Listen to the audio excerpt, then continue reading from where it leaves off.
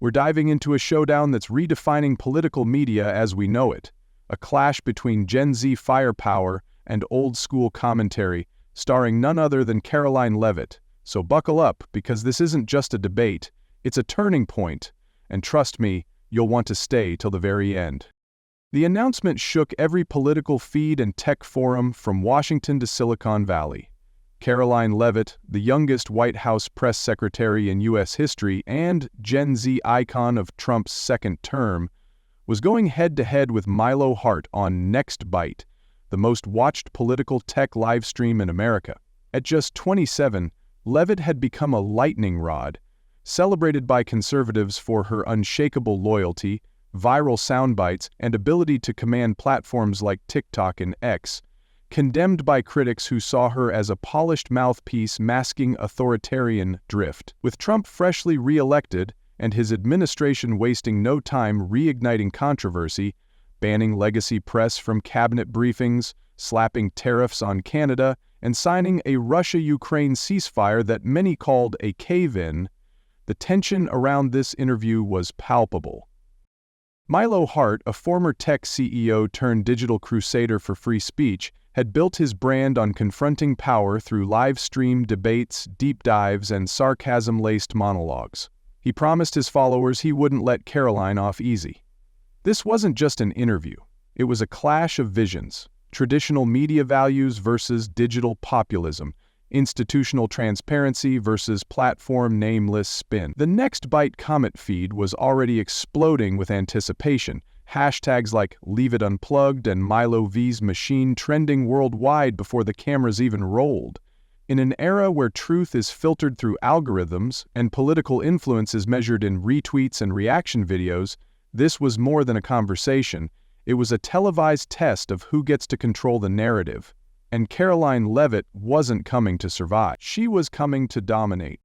The rooftop studio of NextByte in Palo Alto buzzed like a startup on launch day. Glass walls framed the twinkling skyline, drones hovered discreetly for aerial shots, and neon blue LED panels pulsed to a low synth beat as the countdown timer ticked toward zero. Inside, sleek digital screens wrapped around the set, broadcasting a live comment feed that scrolled faster than the eye could follow. Fire emojis, question prompts, even live polls on who the audience expected to win the debate. At the center of it all sat Milo Hart, former co-founder of a now-defunct anti-surveillance tech firm, now reborn as a cultural force. Part Joe Rogan, part Elon Musk, part chaos agent. Clad in a navy blazer over a pixel art t-shirt and rocking clear-framed AR glasses, he radiated a casual sharpness. Milo had made his name by grilling politicians, CEOs, and digital prophets alike, but tonight's guest wasn't just another disruptor. She was the disruption. Caroline Leavitt stepped onto the stage like she owned it.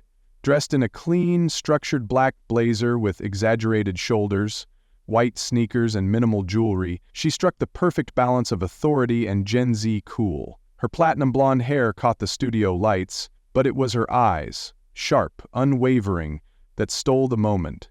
She offered a quick nod to the crew, then walked past the floating camera rig without flinching, her expression unreadable. The live stream chat lit up instantly. "She's here!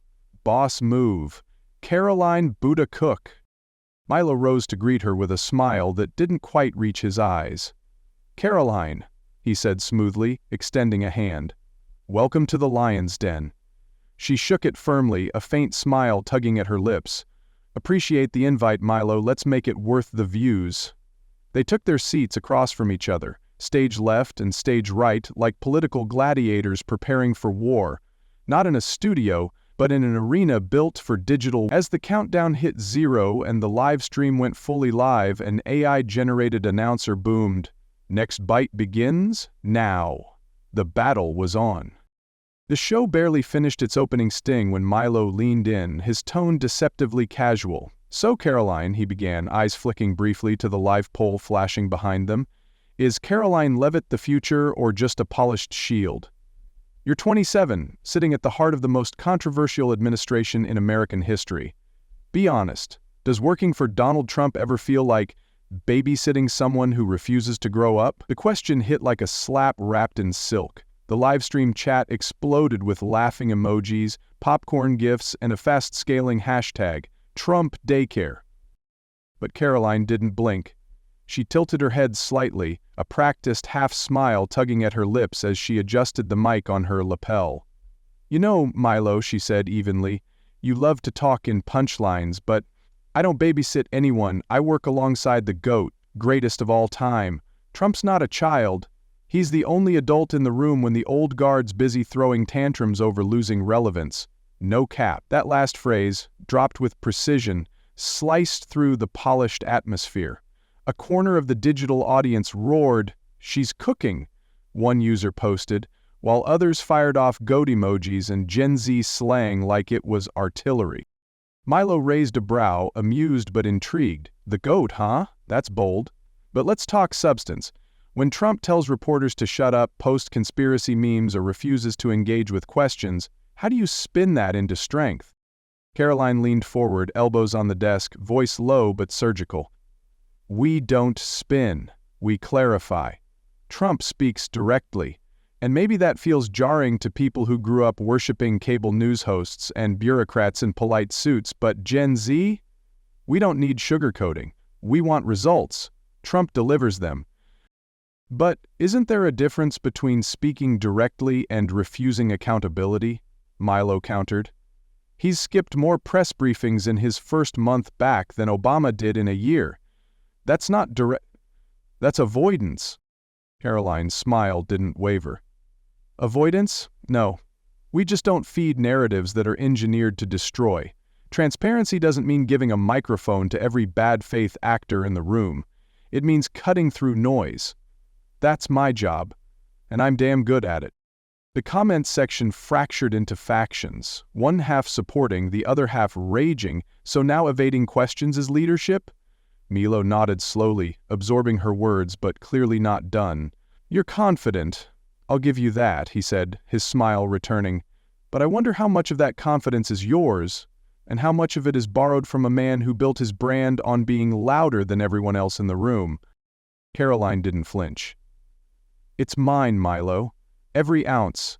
Because I've been in rooms you've never walked into. Rooms where the stakes weren't clicks or ratings but national survival. I've seen the fire up close. And I chose to stand in it." Milo leaned back, folding his arms, studying her. "And you don't regret that choice?" She looked directly into the camera, speaking past Milo, past the screen, straight to the audience.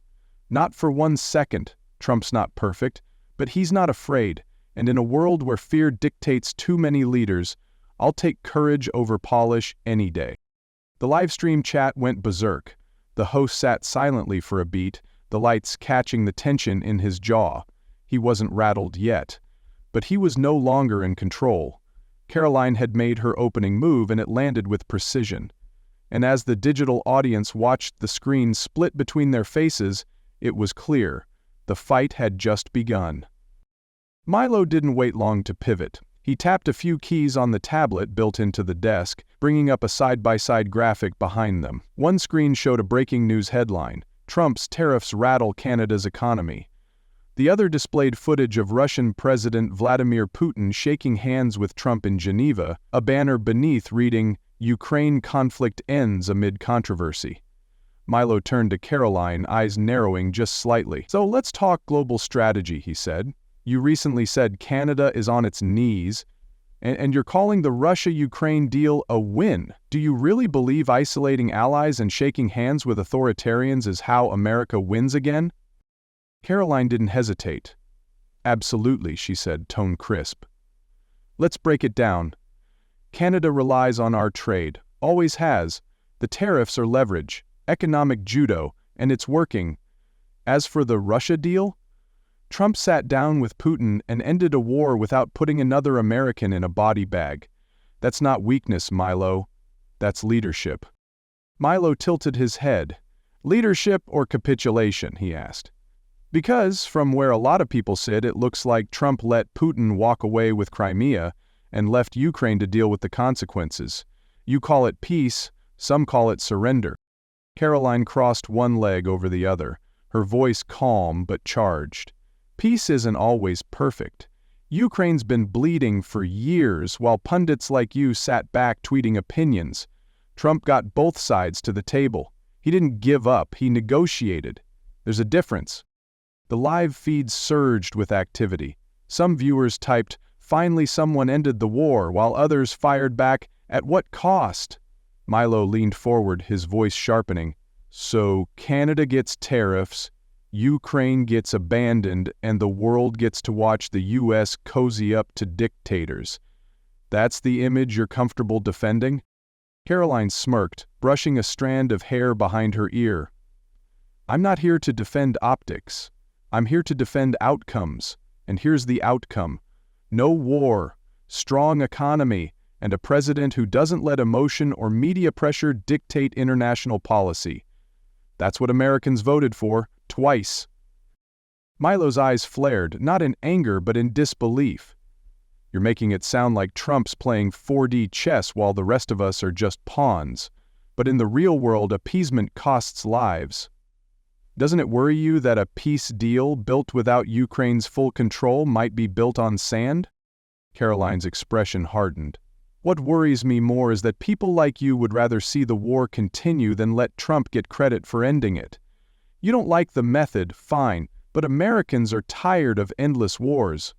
Trump gave them something no administration in the last decade did: closure." In the chat, a new wave of hashtags surged, Tariff Queen and Putin Puppet trending simultaneously. Milo glanced at the screen, then back to her. "Closure or cover-up?" he asked, voice low. "Because from where I'm sitting, it sounds like you're spinning global instability into a social media win." Caroline leaned forward, eyes blazing. "Spin is what you do. I deliver facts. The world's complicated, Milo, but Trump didn't run from that. He walked into the fire, negotiated peace, and reasserted American strength. If that's uncomfortable for the press or pundits, maybe it's time they updated their worldview." The moment hung heavy in the air. Milo sat back, folding his hands. The studio lights reflected off his AR lenses, hiding his eyes, but not the shift in posture. He was recalibrating. Caroline hadn't just deflected. She'd reframed the entire argument. And she was just getting started. Milo adjusted the digital tablet on his desk, swiping up a new headline. AP. Reuters banned from cabinet meetings. White House tightens press access. Before turning his gaze back to Caroline. His tone dropped from debate mode to something colder, sharper. "Let's talk about the war you're waging on the press," he said. "Banning AP and Reuters? That's not just bold, it's dangerous. Are you telling me that in Trump's second term, transparency is no longer a value but a liability?" Caroline's lips curled into a faint smile, like she'd been waiting for this one. "I'm saying we don't reward bad actors," she replied smoothly. "Those outlets weren't banned for asking questions. They were excluded for failing journalism 101. When you stop reporting facts and start scripting narratives, you lose your seat at the table. Simple." Milo blinked. "Simple? This isn't a TikTok comment section, it's the free press. Who decides what's a narrative and what's fact? You? Trump? Is that where we are now?" Caroline didn't flinch. "No, Milo, the people decide, and they've already spoken. They're tuning out the legacy media in droves. They follow me on X. They follow the president. They want information unfiltered by pundits with coastal biases and agendas longer than a CV." The livestream chat erupted, supporters flooding the screen with fire emojis and vibe check for media, while critics accused her of authoritarianism. Milo leaned forward, tapping the desk for emphasis. "You're filtering press access like it's an Instagram close friends list. And you're proud of that?" She met his challenge head-on. "Absolutely. Would you let someone into your house who lies about you constantly? Would you keep inviting them to dinner? That's not silencing, that's self-respect. The White House isn't a playground for clickbait. It's where policy happens. And we're making sure the truth isn't distorted before it hits the headlines." Milo's voice sharpened. "So your administration gets to handpick who covers it? That's not a vibe check, Caroline. That's state-run media with better graphics." Caroline leaned back slightly, still composed. "Nice line, but again, wrong framework. We're not shutting down voices, we're cutting through noise. The old gatekeepers don't hold the keys anymore. My 728,000 followers hear directly from me, not through a journalist's filter. That's not suppression. Milo held up a hand. You keep bringing up your follower count like it's a press pass. Since when did journalism become a popularity contest? Caroline laughed, the first full one of the night, sharp and unapologetic. Since people stopped trusting newsrooms and started trusting real talk. They don't want polished spin. They want clarity, immediacy, and honesty. If that honesty comes with viral clips and trending soundbites, so be it. That's how the game's played now. Behind them, a new poll flashed. Who do you trust more, Caroline or the press? As results poured in live, Caroline's name led by a margin that made even Milo raise an eyebrow. He leaned closer, his tone darkening. And what happens when the only stories people hear are yours? What happens when dissent is filtered out and only one voice gets the mic? She didn't back down. That's not what we're doing. Dissent is welcome, lies aren't. AP and Reuters weren't banned for being critical, they were banned for being dishonest. If they want back in, they can earn it the same way anyone does, by telling the truth. Milo's voice dipped into disbelief. So now the government gets to define what's true? Caroline didn't blink. No, Milo, reality does. We just stopped pretending every microphone deserves a podium. You talk about press freedom like it's untouchable, but with freedom comes responsibility. You twist facts, you lose trust. That's not censorship. That's accountability. The studio air thickened like fog. For a split second, Milo didn't respond, he just looked at her, searching maybe for a crack in the armor. But there wasn't one. Caroline sat with arms resting lightly on the desk, the picture of unshaken control. Then Milo exhaled sharply and said, So what you're telling me is, it's not about truth, it's about control. Caroline's reply came swift and razor-sharp. No, it's about clarity, and we're not controlling the message, we're reclaiming it. From media elites, from broken institutions, from voices who stopped listening to the American people a long time ago. The live stream exploded again, both sides in digital warfare. Caroline Leavitt had drawn the line in the sand, and Milo Hart, for all his sharp questions and data-fed rebuttals, realized in that moment he wasn't debating a press secretary. He was facing a media machine wearing white sneakers and Gen Z confidence-like armor. For a brief moment, the firestorm paused, just long enough for Milo to attempt a pivot.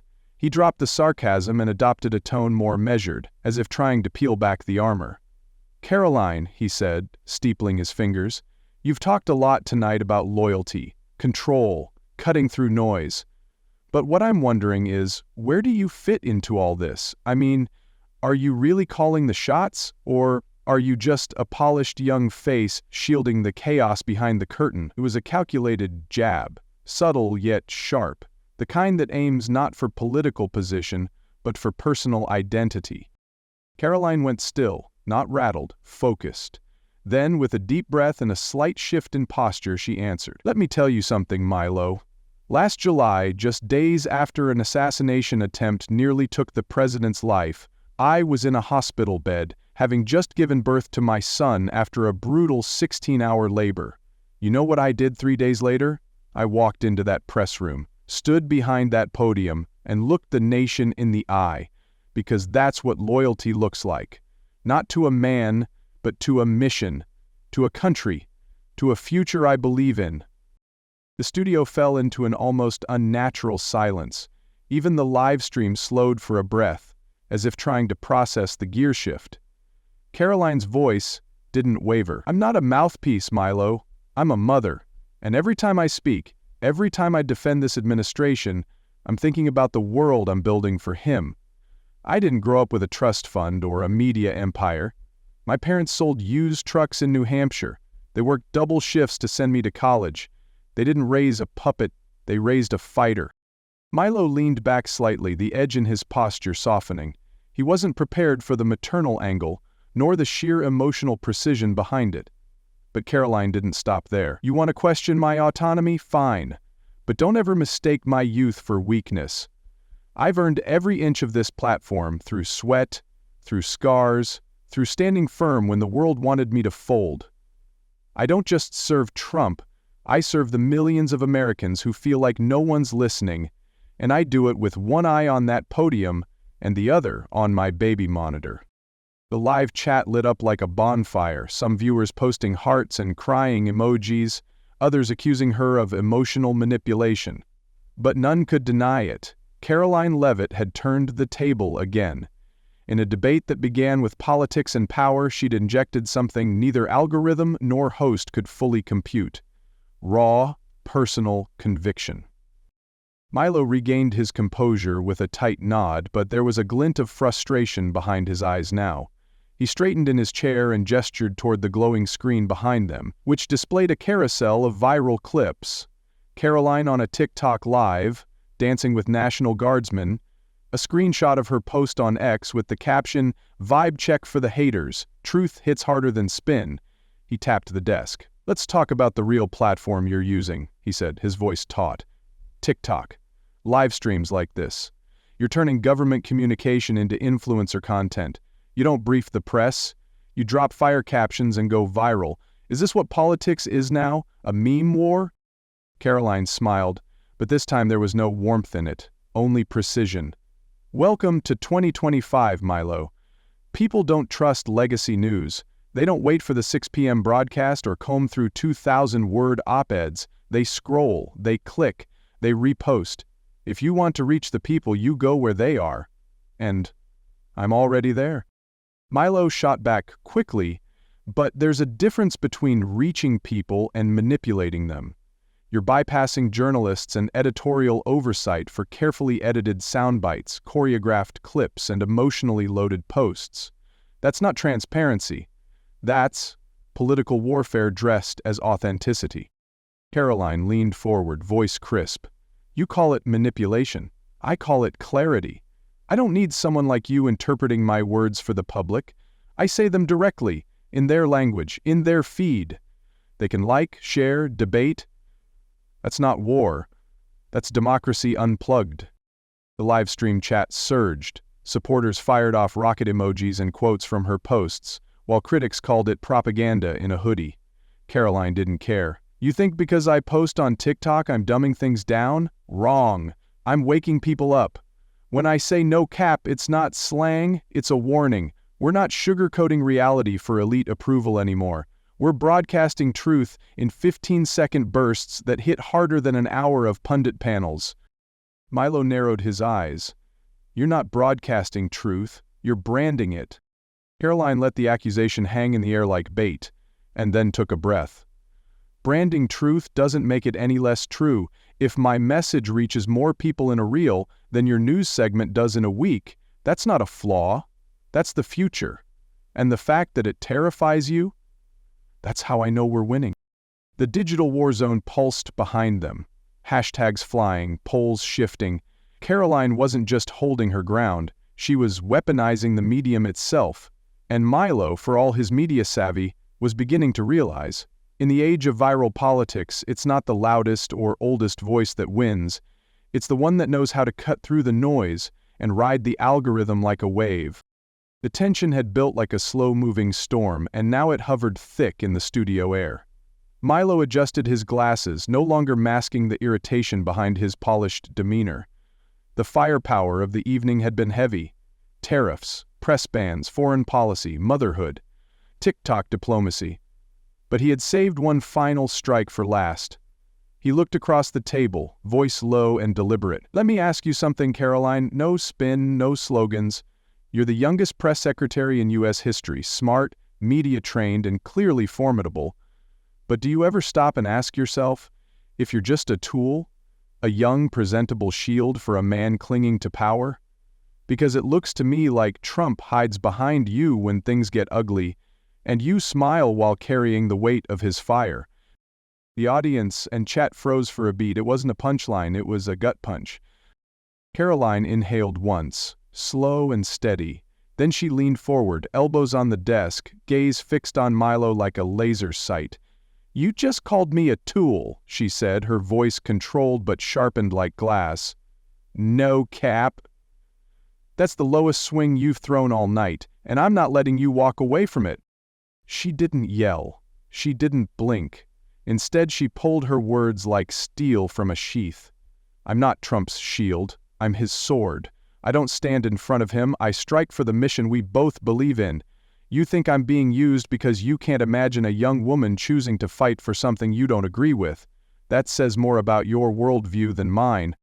Milo tried to interject, but she held up a finger. Not to silence him, but to finish what needed saying. "I chose this. I wasn't groomed or scripted. I'm not reading off cue cards. I've had offers to walk away, TV gigs, think tanks, influencer deals. But I stayed. You know why? Because what Trump is building isn't a dictatorship. It's a correction, a course correction, one where forgotten Americans finally get heard. You want to call me a puppet? Fine, but this puppet talks back. And I bring data, policy, and 728,000 voices behind me every time I do." Milo sat still, momentarily outmaneuvered. The comments section lit up like a volcano.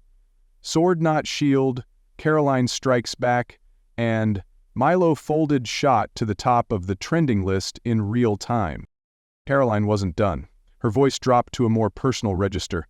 "And if you think my loyalty makes me weak, think again. Loyalty is a choice, and I made mine after I gave birth to a son in a world full of chaos. I looked at him and I decided I'd rather be hated for fighting than loved for staying silent. I'll take the heat, the headlines, and the hit pieces, but don't you ever mistake that for being someone's pawn. I am the player." The studio was silent, save for the digital ping of emojis exploding on screen. Even Milo, always the composed provocateur, leaned back, expression flickering between surprise and reluctant respect. Then he let out a small, dry laugh. "You're good," he said. "Really good." Karoline smiled, not smugly, just certain. "I don't need to be good, Milo. I need to be right, and tonight, I was." The battle line had been drawn, crossed, and burned behind them, and no one watching, whether cheering, cringing, or quoting, could deny that this wasn't just a press secretary in the hot seat. It was a generational shift in motion, and she wasn't taking orders. She was rewriting the rules.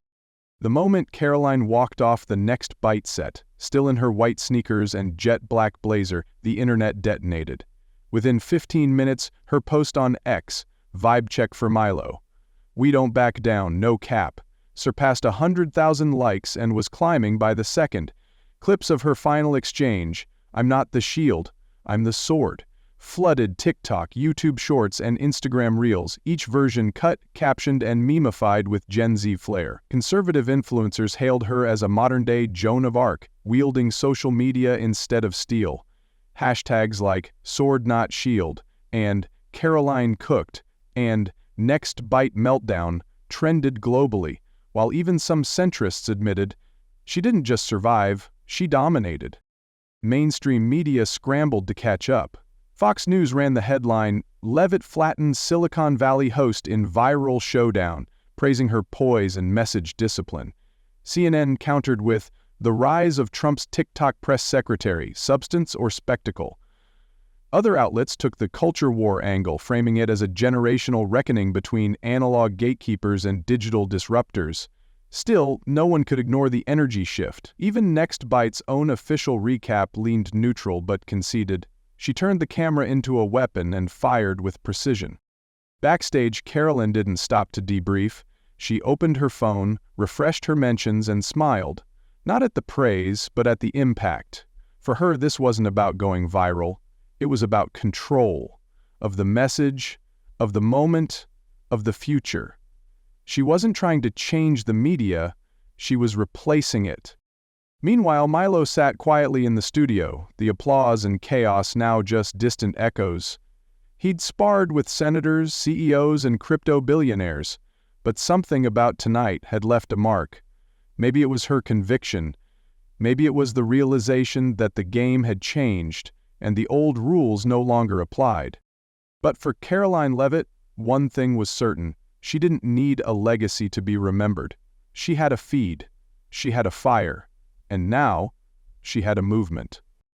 The showdown between Caroline Leavitt and Milo Hart isn't just a viral moment, it's a reflection of how power, truth, and influence are evolving in the digital age. The lesson is clear. In today's world, controlling the narrative isn't about owning the microphone, it's about owning the algorithm.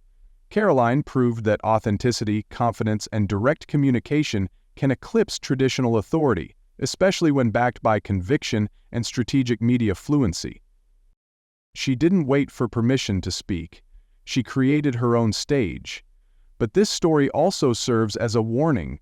When truth is filtered through popularity and politics becomes performance, the line between leadership and branding blurs. Still, Caroline's defiance reminds us that in a polarized era, it's not enough to survive criticism. You must shape it, use it, and rise above it. Whether you agree with her or not, her approach teaches one undeniable truth. In a world that moves at the speed of a scroll, clarity, courage, and connection will always outpace convention. The future belongs to those who speak it fluently and unapologetically.